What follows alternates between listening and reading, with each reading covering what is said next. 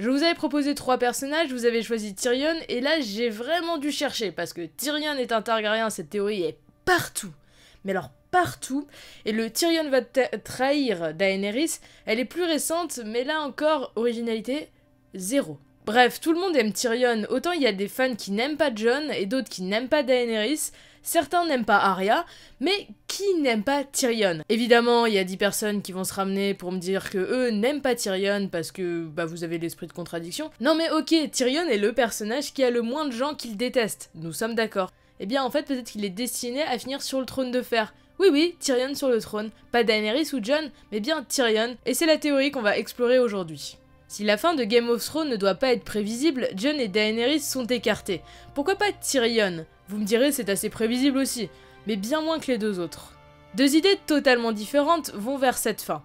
La première est évidemment ce dont je parlais tout à l'heure, le fait que Tyrion soit un Targaryen. Cette théorie part du principe que Tyrion serait l'enfant de Joanna Lannister et du roi fou, et non de Tywin du coup. D'où le fait qu'ils disent toujours que son fils, bah c'est pas vraiment son fils. You're no son of mine. I am your son. I have always been your son. Ça, c'est une théorie que tout le monde connaît, je vais pas vraiment m'étendre là-dessus, j'ai pas d'avis particulier. Il y a beaucoup de signes qui font penser que, effectivement, c'est un Targaryen. La scène avec le dragon, le fait qu'il a les yeux verrons dans le bouquin, bref, oui, c'est probable. Sauf que moi, j'y vois un problème. D'ailleurs, je pense que vous allez m'expliquer, mais si vous voulez m'expliquer aussi, vous pouvez le faire, parce que je sais que vous avez l'esprit de contradiction, et dans les commentaires, ça va fuser. Bref, beaucoup disent qu'il y a 3 têtes de dragon, parce que l'emblème des Targaryens est un dragon tricéphale. Donc les petits théoriciens voient Jon, Daenerys et Tyrion, et chacun irait avec son dragon, c'est logique. Jon Rhaegar parce que c'est son père, Dany Drogon parce que Drogo, mais pourquoi Viserion Tyrion? Oui bon, ça se ressemble, assonance, tout ça, mais à part ça, pourquoi Viserion ne serait tout simplement pas le dragon de Viserys, qui pour le coup est un Targaryen?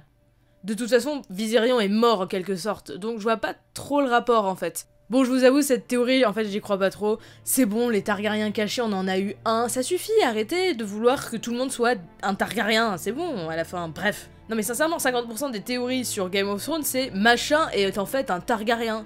Arrêtez, ça suffit. Tout le monde n'est pas des Targaryens cachés. Bref.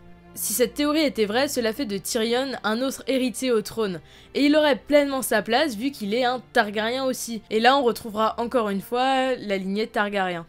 Mais je trouve plus intéressante la deuxième idée. Game of Thrones est une série qui reprend beaucoup de choses de l'histoire, et notamment l'histoire d'Angleterre. Par exemple, beaucoup de fans imaginent que Robert Baratheon a été directement inspiré d'Henri VIII, un roi d'Angleterre, qui a eu comme successeur Édouard VI, son fils, qui est un petit blondinet que beaucoup associent à Joffrey, et la successeuse... Est-ce que ça se dit successeuse ?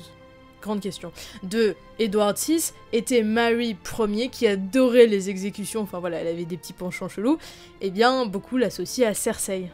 L'inspiration la plus connue de George R. R. Martin pour écrire son livre fut la guerre des deux roses, une querelle qui a vraiment eu lieu entre deux familles, les Lancaster et les York. Et oui, on dirait un remake chelou de West Side Story, mais non, ici, Lancaster a donné Lannister et York, bah Stark.